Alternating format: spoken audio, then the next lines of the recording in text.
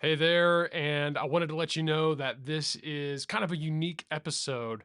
So, at the beginning of this year, I was privileged to begin taking on a new role as a co-host, rather, and producer of another podcast, and that is the Church Advance with Bryan Samms podcast. Bryan is a pastor in Jacksonville, Florida, who has a heart to help other pastors as we advance a reformation of fellowship, partnership, and gospel hope amongst Bible believing churches. And I'm really honored to have a part in this podcast. And I've had some really great conversations with Bryan. And so that's what I wanted to feature is a conversation that Bryan and I had a few months ago on his podcast on the idea of not allowing our devices and technology distract us. I thought it was really relevant for my podcast and our audience out there. And so I'm really looking forward to sharing that with you. Now, if you want to hear the rest of this conversation, this is only part of it. It's actually part of a series that we did on the Church Advance podcast. Then you are going to want to make sure that you check that out. It's available on YouTube and also on Apple Podcast, Spotify, wherever you may listen to podcasts. It's Church Advance with Bryan Samms. Also, you can see the show notes to connect with the podcast there. But I'm really excited to share this conversation I had with Bryan on this episode of the Must Increase podcast. Thanks for joining us for this episode. And before we get started, please take a moment to subscribe to our YouTube channel and follow us on Apple Podcasts, Spotify, and wherever you may listen to podcasts. If you want to learn more about any guest featured in this episode or access any content or resources discussed, be sure to check out the show notes in the episode description. We hope today's episode increases truth and inspires hope in the lives of your church, your business, your family, and beyond. Welcome to the Must Increase podcast.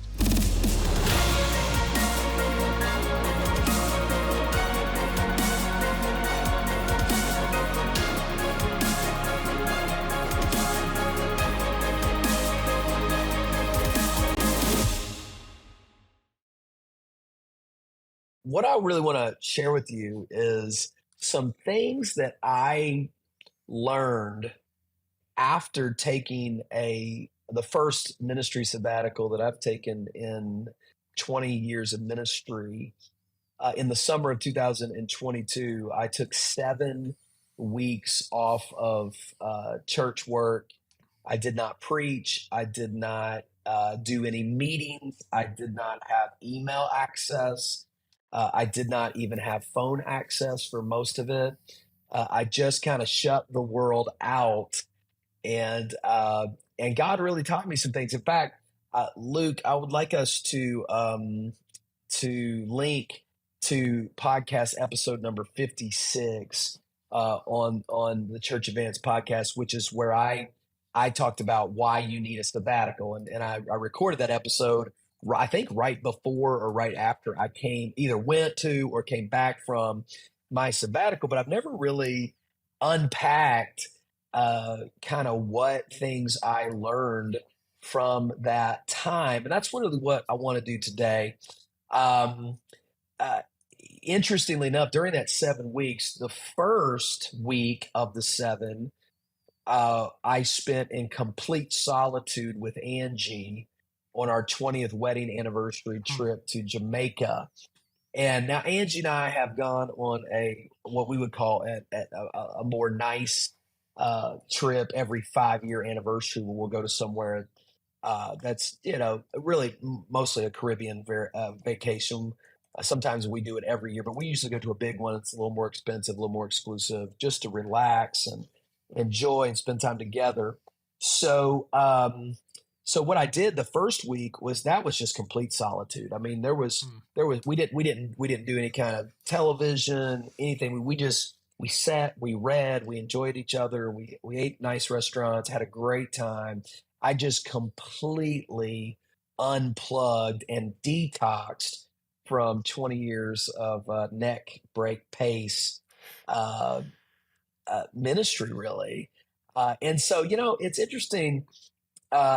Other than Jesus Christ, the most important men in both testaments of Scripture, that would be Moses and Paul, were transformed by years of isolation and Mm, solitude in a remote wilderness. hmm, And there are moments in our pressure cooked lives when years of escape to some hidden place sound wistfully compelling, meaning we wish we could go and do like the 13-year, exodus or whatever, but we know that's not realistic because yeah.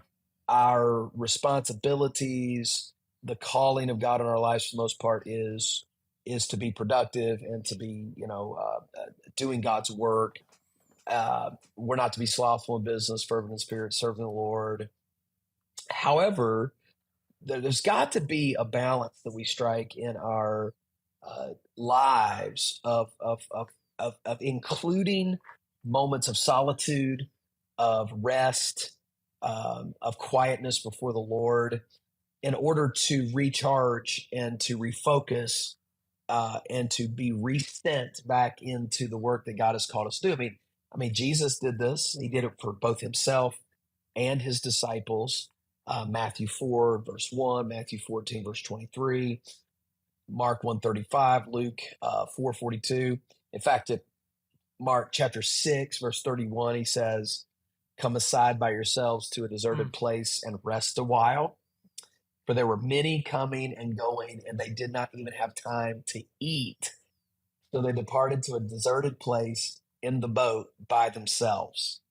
Um, I would say, Luke, we all need to replenish our resources, both inwardly and our outward person, regularly in order to re engage passionately into the work that God has called us to do. Um, Without this kind of disengagement to re engage, we become more shallow. We relate more loosely. We engage less frequently, hmm. and we reduce ultimately our productivity. It almost sounds counterintuitive that you disengage to be more productive. But the fact of the matter is, I think that's what you find in a busy, burdened, and broken world. We need to find some rest and quietness in order to both replenish ourselves and to find ourselves more productive. I mean, Luke, it's just a busy life, isn't Mm. it? Yeah, it is. It is, and as you're talking about this now, I've not had the 20 years, 2 decades of ministry experience that you've had, but in my what I would consider, I guess, short, time in my adult life, let's put it that way, I've kind of had two segments. I've had a first half where I was working full time at a church in a ministry, and then the second half has been here where I've been self-employed, doing a little bit more of a, I guess, freelance type of work as in that way, entrepreneur life, whatever you want to call it. And I used to have this mindset, like you said, and I'm still learning and figuring it out. But it was this mindset of you have to maximize and capitalize every hour, every minute of your day. And you have to be willing to work, more than 40 hours a week, and you have to be willing to just go nonstop, dedicated to the ministry. And what's interesting is, yeah, like you said, there's seasons, there's times where being all in like that is necessary. But for me, what the resource I actually got a hold of was the book Free to Focus by Michael Hyatt. Mm, The concept that he goes on there is basically, he says, hey, statistically, if you spend more than 50 hours doing work in a week, and I know what we're going to talk about here overall is this idea of sabbatical, but just as far as your week to week workflow, if you spend more than 50 hours working, then what you're going to find is anything past those 50 hours is basically diminishing returns, because you have mm, exhausted yourself mentally and physically to where that work is almost pointless. And that mm, grasping that changed my complete approach to how I was doing things. And what's interesting is, like I said, you look at those two halves. This back half of my adult life, doing the entrepreneurial thing, slowing down, stepping back. I mean, still doing my fair share of work, if you will, but not being consumed with having to spend every hour of every minute of every day. I mean, this has what I'm getting at is the back half of my adult life so far has been much more productive than my first half. And again, this is just a small little sampling, if you will. I hope have many more years to live, and we'll see how it all plays Yeah. out. But this idea that, and again, I got that mentality that you just have to go nonstop. And while there may be seasons where that's necessary, like you said, you have to replenish, you have to step back. The ministry of, you mentioned Moses and Paul, but even Jesus Christ himself is one of not always being busy and always in a hurry. And so I'm looking forward to Mhm. unpacking this conversation here about this idea of sabbatical in general. Yeah, yeah. And here's the thing. I want to, I have not changed much of what I am doing. I've changed some of how I'm doing it. Just let me give you Mm, just a little perspective of me kind of in kind of a weekly workflow for me.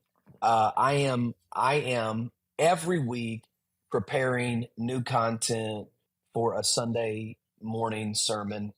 Obviously, every week as a pastor, I do that. Additionally, I am often leading a Wednesday evening Bible study, or minimally, am having training sessions with our pastoral interns at our church. At any given time, also, I'm creating new content for messages that I'm preaching at conferences, my own conference. I spoke at Idea Summit earlier this year. That was a new prep.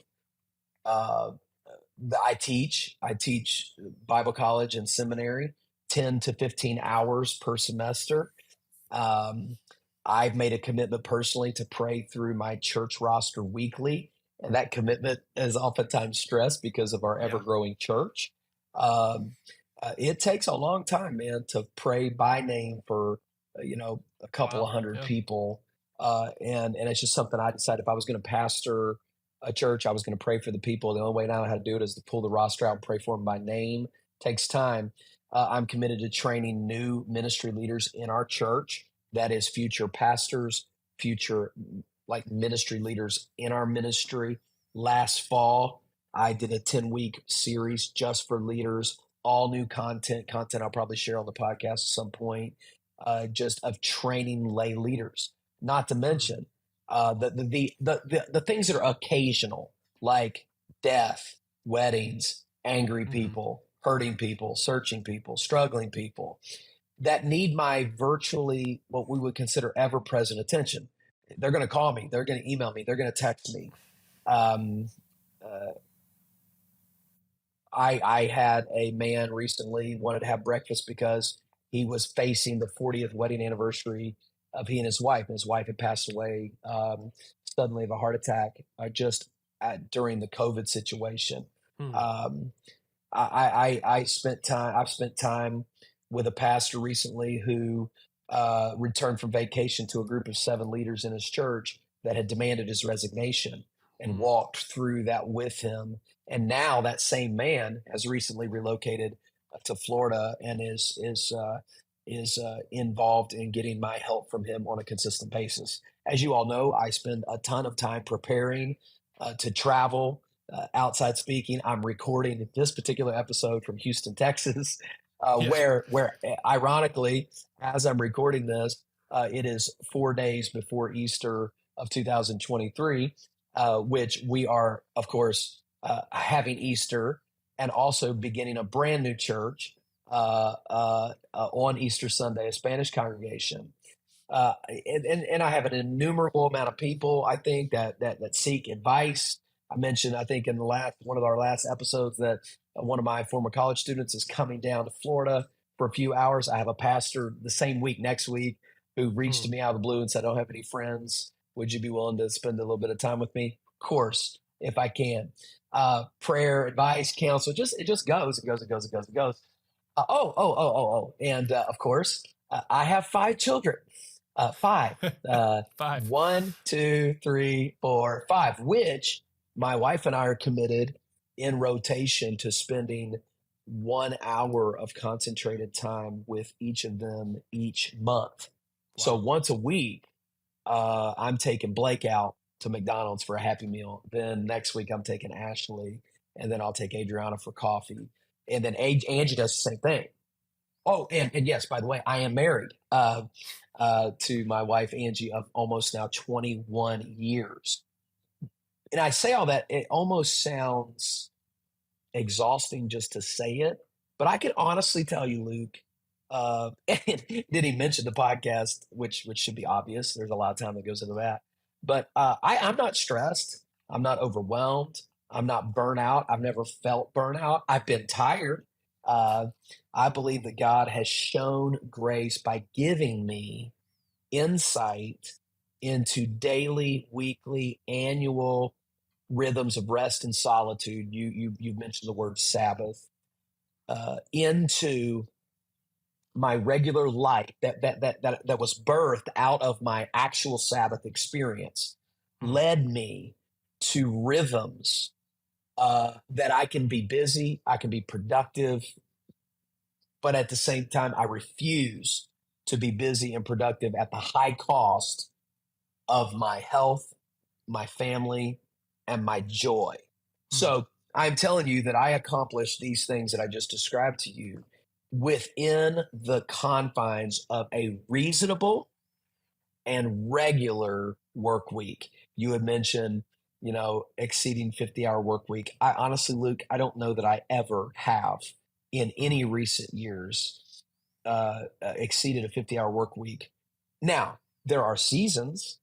There are weeks that are busier than others, like conference weeks, or like this week's a little stretch because I'm traveling and there's a heavy load on the back end of this week. There are a few times like that, but that next week, I'm not even having a staff meeting. I'm probably only going to be in the office 3 days out of 5 next week. You got to understand those kinds of things. But God does not want us to live frazzled, distracted, frustrated lives. Okay. He wants us to be productive, but he also wants us to do it at a pace that is reasonable, healthy, and sustainable, for that matter. And so I am proposing through this episode, or few episodes, I am proposing a rhythm of silence, absence from speaking to anybody but God, eliminating distractions so that I can engage. Okay, if I'm only going to put in, let's say 40 hours a week or whatever, okay, and I'm going to do everything I'm doing, then that means I've got to be dead focused. Okay, Yeah. I've got to be intentional. And I've got to know what my priorities are. I've got to know how to fit them in. And I've got to know what to keep away from me in order for me to be able to do that. I have got to be willing to voluntarily and temporarily withdraw into isolation with God, with my family, with my own thoughts, in order for me to be able to function at a high level without coming apart while doing it. So that basically, that was the big lesson for my sabbatical. Okay. This whole idea that I don't have to need, I know some guys, they run so hard. It's like every other month they've got to take 2 or 3 weeks off. Well, I don't think I don't think that is healthy. I think regular and systematic rhythms of silent solitude and hard work with the right kinds of practices will enable you to do that. Now, let me say before I get into my my little outline here that I want to give you is let me see if I'm going to cover it. Yeah, I'll get into that. Let's go through these, Luke. Okay, yeah. So here's the basic outline: 10 ways that I can eliminate noise in order to gain more peace and productivity. That's what we're talking about. With that Yeah. lengthy introduction, I think that'll help Yeah. us get where we're going. It was great to have you join us for this episode. And if you want to make sure that you don't miss any upcoming content, you're going to want to make sure that you're subscribed to our YouTube channel and that you follow us on Apple Podcasts, Spotify, and wherever you listen to podcasts. And if you enjoy this content, then please don't hesitate to leave us that 5-star review, and then also tell other church leaders and pastors about this podcast. We would really appreciate you helping us spread the word. This podcast is hosted by Bryan Samms. It's produced by myself, Luke Clayton, and my team at mustincrease.com. We really look forward to having you join us in the next episode as we continue to advance a reformation, a fellowship, partnership, and gospel hope amongst Bible-believing pastors and churches right here on Church Advance with Bryan Samms.